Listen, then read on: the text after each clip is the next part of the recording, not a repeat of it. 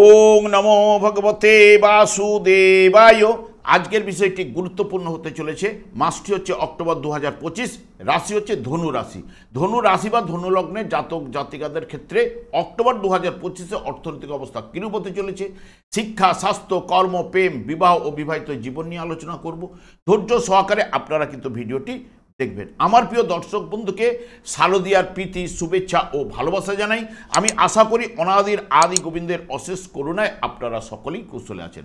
আমি কারো ব্যক্তিগত জন্মছক বা ন্যাটাল চার্ট নিয়ে বিচার বিশ্লেষণ করছি না। ঠিক অক্টোবর 2025-এর গ্রহ সন্নিবেশের মাধ্যমে একটি ছক প্রস্তুত করে তার উপরে বিচার এবং ফলাদেশ করব। সেটি হবে আপনাদের এই মাসের গাইডলাইন। এরপরেই আমি চলে আসছি। দেখুন, ধনু রাশিটি রাশিচক্রের নবমতম রাশি এবং এই রাশির অধিপতি গ্রহ বৃহস্পতি, এবং এই রাশির ক্ষেত্রে রবি, চন্দ্র, মঙ্গল শুভ কারক গ্রহ, এবং বুধ, শুক্র এবং শনি অশুভ কারক গ্রহ। কিন্তু এই রাশির ক্ষেত্রে রাশিপতি বৃহস্পতি এবং মঙ্গল, চন্দ্র এবং রবি, এরা যদি যার জন্মকালীন শুভ এবং বলবান রয়েছে, তারা দেখবেন বা তাদের জীবনটি দেখবেন তত্তর করে এগিয়ে নিয়ে যাওয়ার প্রবণতা কিন্তু প্রদান করবে। আমি আচার্য কমল শাস্ত্রী প্রত্যেক বুধবার এবং শুক্রবার সন্ধ্যা 8:30 এই চ্যানেলে লাইভ অনুষ্ঠানে উপস্থিত হই। ঠিক ওই সময় আমাকে ফোন করলে আপনারা নিজেদের ভাগ্য বিষয়ে জানতে পারবেন।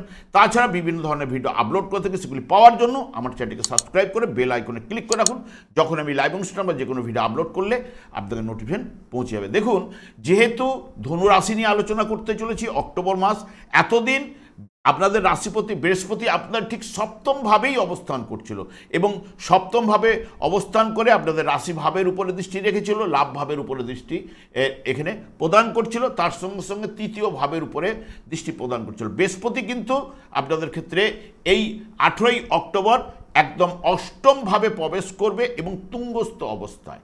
এবং এখানে যে ফলগুলো সাধারণত আপনাদের সপ্তমভাবে অবস্থান করার কারণে যে ফলগুলো প্রদান করেছিল, বুদ্ধিমান করিয়েছে, বিনয়ী করেছে, স্ত্রী ও সম্পদ থেকে আপনারা সুখ লাভ করেছেন, এবং অনেকের ক্ষেত্রে আর্থিক বা ধন জায়গাটাকে বাড়িয়েছে। তবে 18ই অক্টোবরের পর থেকে এখানে উচ্চস্থ অবস্থায় ও প্রত্যাশিতভাবে অর্থ এবং সম্পদ বৃদ্ধি ঘটাতে পারে। তবে এখানে বিনয় গুণটা কিন্তু আপনাদের থাকবেই। এখানে টোটাল অষ্টমভাবে 18ই অক্টোবর থেকে মিশ্রফল প্রদান করলেও আপনাদের ঠিক রাশিভাবে শনির দৃষ্টি কিন্তু দশম দৃষ্টি কিন্তু দিয়েছিল। এই শনির দশম দৃষ্টি পড়ার কারণে ধনু রাশি বা ধনু লগ্নের জাতক জাতিকারা আপনারা নানান দিক দিয়ে একটা বা অর্থ বলুন এবং শারীরিক দিক দিয়ে বলুন এবং কর্ম সংক্রান্ত বিষয়ে নানান দিক দিয়ে কিন্তু সমস্যার মধ্যে কিন্তু আপনারা পাস করছিলেন। সেটা অনেকটাই কিন্তু এই অষ্টমভাবে অবস্থান করলো বৃহস্পতি, যেহেতু তুঙ্গস্থ এবং এটি চন্দ্রের ঘরে অবস্থান, এবং সেই কারণে এই জায়গায় অবস্থান করার সঙ্গে সঙ্গে বৃহস্পতির উপরে কিন্তু এই জায়গা থেকে বৃহস্পতির উপরে দৃষ্টি প্রদান করবে। দৃষ্টি যখনই প্রদান করবে, এই যে আপনারা ঢাইয়ার কারণে যে অশুভ শক্তি আপনারা প্রদান করছিল, সেটা কিন্তু অনেকটাই হ্রাস ঘটবে। তবে এই মাসের ক্ষেত্রে আপনাদের রাশিভাব মধ্যম, এটা কিন্তু বলে যাচ্ছে। কারণ 18 তারিখ পর্যন্ত মোটামুটি যখনই ঢুকবে, তারপর থেকে আস্তে আস্তে করে আপনারা পজিটিভ রেজাল্ট অনেকটাই কিন্তু উঠে আসবে। এবার চলে যাচ্ছি অর্থ বা পরিবার সংক্রান্ত বিষয়ে।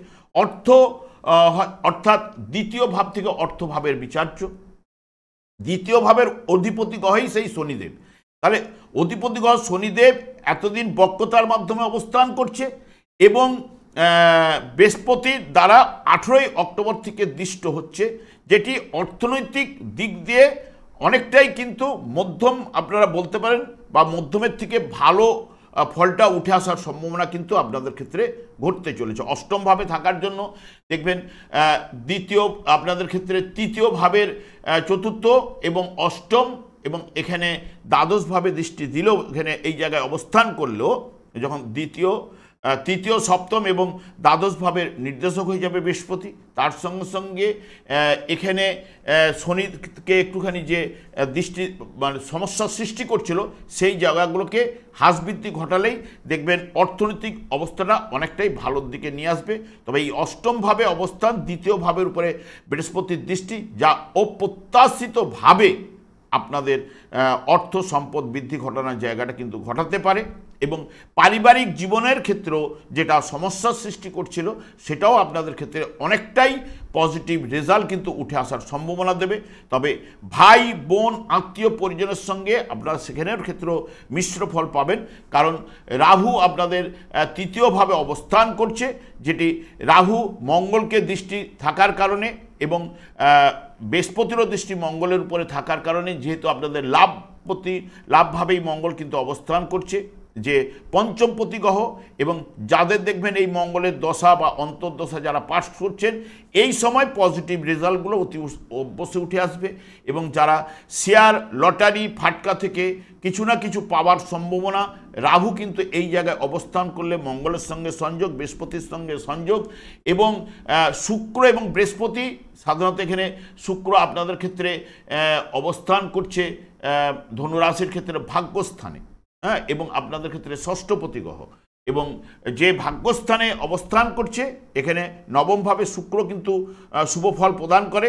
বৃহস্পতি এবং শুক্র এরা দুজনেই নৈসর্গিক শুভকারক গ্রহ, অর্থের দিকটাও কিন্তু প্রদান করার ক্ষমতা কিন্তু দেবে। এবং শুক্র রাহু এদের সম্পর্ক কিন্তু ভালো। শুক্র হচ্ছে অসুরগুরু, রাহু এবং কেতু এরা দ্বৈত, সাধারণত ভাগ্যস্থানে থাকার কারণে এখানে কিছুটা পজিটিভ রেজাল্ট হয়তো উঠে আসার সম্ভাবনা লটারি ফাটকা শেয়ার থেকে। এবং জন্মকালীন এই গ্রহগুলি যদি শুভ বলবান থাকে তার ক্ষেত্রে পজিটিভ রেজাল্টটা পাবেনি। শিক্ষার উপরে চলে যাচ্ছে। শিক্ষাক্ষেত্রে যেহেতু এখন শিক্ষার অধিপতি গ্রহ এখানে আপনাদের ক্ষেত্রে চতুর্থ ভাবের অবস্থান করছে, আপনাদের ক্ষেত্রে সপ্তমভাবে, আবার 18 তারিখের থেকে অষ্টমভাবে গেল, এবং চতুর্থভাবে শনিদেব অবস্থান করছে। এবং যেহেতু অষ্টমভাবে গেলে তখন প্রাইমারি সেক্টরে যারা পড়াশোনা করছেন তাদের ক্ষেত্রে বা উচ্চ শিক্ষার ক্ষেত্রে আপনাদের এখানে ভাগ্যপতিও কিন্তু বুধ আপনাদের ক্ষেত্রে ভাগ্যপতি বলি, ভাগ্যপতি হচ্ছে রবি, রবিও কিন্তু নিচস্থ থাকছে এই মাসের ক্ষেত্রে। সেই কারণে এখানে প্রাইমারি বা উচ্চশিক্ষার ক্ষেত্রেও আপনারা মধ্যম ফল পাবেন। তবে যারা বাড়ির বাইরে বা হোস্টেলে যারা পড়াশোনা করছেন তাদের ক্ষেত্রে অনেকটাই পজিটিভ রেজাল্ট কিন্তু নিয়ে আসবে। তবে ইঞ্জিনিয়ারিং লাইনের উপরে যারা এডুকেশন করছে তাদের ক্ষেত্রে শুভ ফল বা বৃত্তিমূলক শিক্ষা যারা করছেন তাদের ক্ষেত্রে পজিটিভ রেজাল্টটা উঠে আসার সম্ভাবনা এই মাসে কিন্তু রয়েছে। প্রেমের ক্ষেত্রে যদি দেখেন, প্রেমের জায়গায় হচ্ছে আপনাদের বিশেষ করে পঞ্চমপতি গ্রহ হচ্ছে আপনাদের মঙ্গল, সে কিন্তু লাভ স্থানে কিন্তু অবস্থান করছে।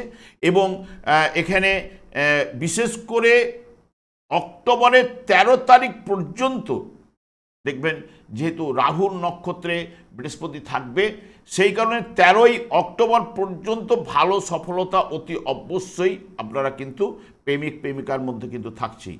তারপরেই কিন্তু মাঝে মধ্যে একটু বিতর্কে আপনারা কিন্তু জড়িয়ে পড়বার সম্ভাবনা থাকছে, এবং মনোমালিন্য বা তর্ক বিতর্কে দিয়েই কিন্তু এই মাসটা কিন্তু শেষ কিন্তু ঘটবে প্রেমের ক্ষেত্রে। রোগে চলে যাচ্ছে, আপনাদের রোগপতি গ্রহ হচ্ছে শুক্র, সেই শুক্র কেতুযুক্ত অবস্থায় আপনাদের ভাগ্যস্থানে কিন্তু অবস্থান করলো। এখানে 9 তারিখ পর্যন্ত ভাগ্যস্থানে থাকার পরেই এখানে কর্মভাবেও কিন্তু প্রবেশ করবে আপনাদের রোগকারক গ্রহ, যেহেতু নিচস্থ কন্যা রাশিতে অবস্থান করে, সেই কারণে দুর্বল কিন্তু একটু কিছু না কিছু ফল আপনারা বা স্বাস্থ্য বিষয়ে কিন্তু পেতে চলেছেন। তাই স্বাস্থ্য বিষয়ে একটু সতর্কতা এবং সচেতন থাকতে হবে। বিশেষ করে শুক্র ঠান্ডা লাগার প্রবণতা, পেটের সমস্যা, চোখের সমস্যা, অ্যালার্জি, এমনকি উত্তরাধিকার থেকে প্রাপ্ত ধন পেতেও সেখানেও কিন্তু এই শুক্র বাধা প্রাপ্ত কিন্তু ঘটাতে পারে। তবে শুক্র নিচস্থ থাকলেও এই জায়গায় শুক্র আপনাদের কর্ম জায়গায় অবস্থান করলেও, এই যে শুক্র এই জায়গায় অবস্থান করবে অপোজিটে শনি, এবং শনি এবং শুক্র আপনাদের ক্ষেত্রে অশুভ কারক গ্রহ হলেও যদি এখানে নিচস্থ আর অপোজিটে শনি কিন্তু বক্রতার মাধ্যমে অবস্থান করছে, এদের যে সংযোগ চতুর্থ এবং কর্মভাবে যদি জন্মকালীন যার শুভ বলবান থাকলে অনেক সময় এই জায়গাতে আপনাদের ক্ষেত্রে, যেহেতু এরা দুটি একই ক্যাটাগরির গ্রহ মানে ধ্বংসজ্ঞাপক গ্রহের মধ্যে, তাহলে এখানে ধৈর্য, দৃঢ়তা এবং উর্বর কল্পনা শক্তি শুক্র শনি এগুলো নিয়ে আসবে। সত্য বা একদম সত্য কথা বলা, সত্যনিষ্ঠ হওয়া, এই জায়গাগুলো যদি শুভ বলবান থাকলে এগুলো ঘটাবার সম্ভাবনা কিন্তু দিতে পারে। কর্মের উন্নতিও ঘটাতে পারে। যেখানে নিচস্থ আছে বলেই যে একদম পুরো মাত্রায় নিচস্থ ফল দেবে তা নয়, এখানে শনির দ্বারা সংযোগ ঘটবে, যেহেতু শনি আপনাদের অর্থপতি গ্রহ এবং তৃতীয় ভাবের অধিপতি গ্রহ, এবং শনিদেব জন্মকালীন যার শুভ বলবান থাকলে বা শুক্র যদি জন্মকালীন শুভ বলবান থাকলে এদের সংযোগে কিছুটা হলো পজিটিভ রেজাল্ট, আর অশুভ থাকলে নানান দিক দিয়ে সমস্যা কিন্তু বাড়াবেই, সে কর্ম বলুন বা সুখের জায়গা বলুন। তবে বৃহস্পতির দ্বারাও কিন্তু শনিদেব কিছুটা পজিটিভ রেজাল্ট কিন্তু দিতে চলেছে, সেই কারণে এদের সংযোগে অনেকটা যাদের জন্মকালীন শুভ থাকলে শুভ ফলটা কিন্তু উঠে আসবেই। এবার চলে যাচ্ছে বিয়ের ক্ষেত্রে। বিয়ের ক্ষেত্রে আপনাদের একটাই কথা বলতে পারি, প্রথমের দিকে সপ্তাহের বা দ্বিতীয় সপ্তাহ পর্যন্ত আপনারা কথাবার্তা কিন্তু এগিয়ে নিয়ে যেতে পারেন।